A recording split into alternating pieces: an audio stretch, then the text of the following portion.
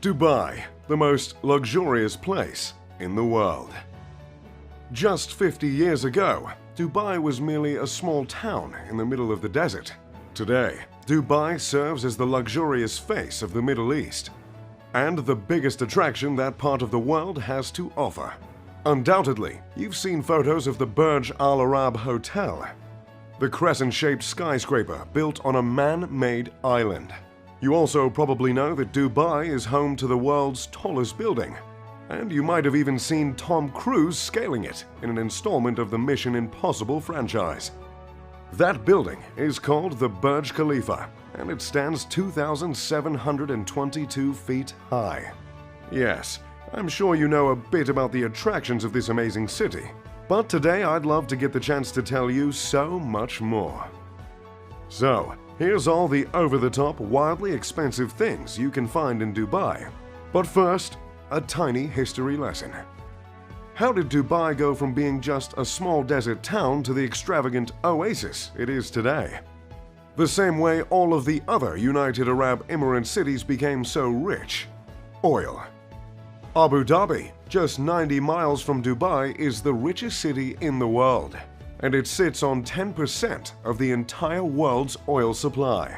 This production of oil launched the United Arab Emirates into the first world. Millions were poured into Dubai, and it became one of the biggest cities in the Middle East. However, today, Dubai only makes 5% of its revenue from oil, because its reserves aren't nearly as lucrative as some of its UAE neighbors. Dubai makes the majority of its revenue from trade, real estate, and tourism. Dubai has become the business center of the UAE since it can no longer rely on oil production alone. But this adjustment has not discouraged this incredibly rich city from growing. Dubai is growing in population just as much as it's growing vertically. In fact, about 1/4 of all cranes are located in Dubai. That's right, about 25% of cranes in existence are in just one UAE city. It seems the game plan of Dubai is just to keep building skyscrapers. Two of these skyscrapers are the aforementioned Burj Khalifa and the Burj Al Arab Hotel. The Burj Khalifa stands more than half a mile tall. It's so tall, in fact, that at its upper floors, the building can sway several feet at the mercy of the wind. This, however, was not overlooked by the architects of this massive building. The Burj Khalifa was designed in such a way that the sway would be too slow for the vestibular system in the inner ear to even notice. That's the part of the ear that provides balance if you happen to be unburdened by interference. The Burj Al Arab is a beautiful 5-star hotel, just hundreds of feet off the land. The Al Arab is the 5th largest hotel in the world, thanks to its unique shape. The hotel stands 56 stories high. It is officially labeled as a 5-star hotel, but some have dubbed this stunning building with the highest remark of 7 stars. This 7-star label is up for debate, as the authority on the matter of luxury hotels has not been agreed upon. But 7-star or not, this hotel is truly magnificent. If you want to spend a night in the royal suite at the Al Arab, it'll cost you just over $24,000. The interior of the Burj Al Arab is adorned with around 1,790 square meters of 24-karat gold leaf. But even that can't touch the glorious views of the immaculate city and the picture-perfect Gulf. Along with extremely tall buildings, the city is keen on building man-made islands. Both the Palm Islands and the World Islands are two incredibly ambitious projects that came to fruition with the help of a whole lot of cash. The construction of the Palm Islands not only cost $12 billion to build, but it also required 94 million cubic meters of sand. To put that into perspective, 94 million cubic meters of sand could fill the entire Empire State Building 2.5 times. The World Islands, as in the man-made islands that mimic the shape of the world's landmasses, took 321 million cubic meters of sand. Theodore, if you could just edit in 9 Empire State Buildings. Which also adds another $15 billion to the cost of man-made islands in Dubai. I'm not much of a big fan of sand in the first place, as it's rough, coarse, and it gets everywhere. Nevertheless, I did enjoy my time at the Palm Island. Like I've always said, nothing exfoliates quite like the warm water of the Persian Gulf. But that's enough talk about man-made islands, huh? Let's move on to the police force. Now, law enforcement isn't usually something that comes to mind when speaking in terms of luxury. But it sure is in Dubai. As a means of wooing the tourists, Dubai's police force uses supercars as their patrol vehicles. This includes cars such as the Ferrari FF that goes for around $500,000, the Lamborghini Aventador that goes for around $400,000, and my personal favorite, an Aston Martin 177 for the reasonable price of $1.79 million. Trust me when I say this, nothing makes a man feel more like James Bond than flooring an Aston Martin 177.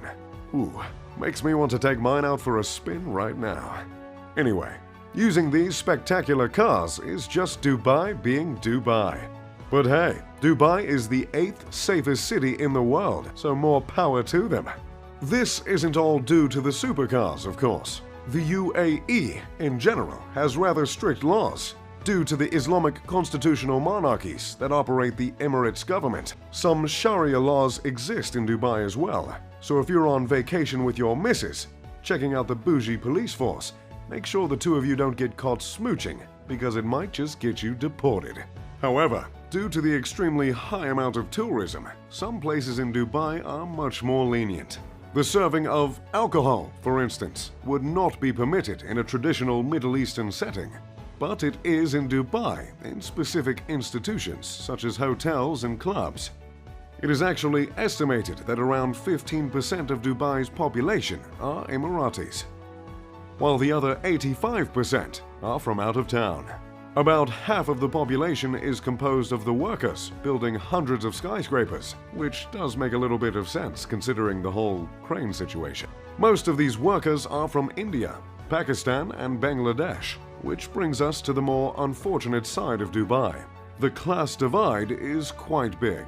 Many of the immigrant workers live and work in less than ideal conditions, while Emiratis and the upper-class foreigners earn extremely attractive salaries. There really isn't much of a middle ground between the class divide in Dubai. But just like any country divided, there's always a sport to bring the people together. Well, that's the idea anyway. And in this case, this sport is camel racing. It's a bit of a sore subject for me, considering back in '96 I lost about 500,000 in a camel race to some sheik in Sharjah. But that was a different time. Camel racing in Dubai is almost equivalent to American football in the US. And Dubai's twist on the sport is that instead of children jockeys, they've began to use robots. You see, camel racing has a bit of a dark past. It used to be the case that small children would be forced to ride the camels, and that led to human trafficking. In less progressed areas in the Middle East, it still happens. But in Dubai, the children have been replaced with robots. And believe it or not, some of these little bots can cost up to $10,000. The camel that lost me that 500 grand was steered by a monkey. Now let's just move on from camel racing. In the future, Dubai has some rather insane plans in the works. Dubai is planning to build a completely climate-controlled area of the city that spans 4.3 miles. It was announced when Dubai's ruler, Sheikh Mohammed bin Rashid Al Maktoum, unveiled plans for the Mall of the World, a 48 million square foot mall of the world. This miniature city will have a retractable dome and will not only serve as a massive pedestrian mall, but will contain hotels and apartments, along with roads and parks. The massive structure will more than double the size of Monaco. The idea starts to make sense when you consider Dubai can reach temperatures of 115 degrees Fahrenheit regularly. But the idea begins to make less sense again when you consider the cost. The cost has not yet been determined officially, but estimates have been made in the tens of billions of dollars. And keep in mind, the price tag would be much higher if the workers were not dreadfully underpaid. The dome is planned to have 100 hotels and serviced apartments, totaling 20,000 rooms. It seems an audacious architectural feat. We've never known Dubai to aspire for anything less. Due to the speed at which Dubai has been growing, it never developed a standard address system.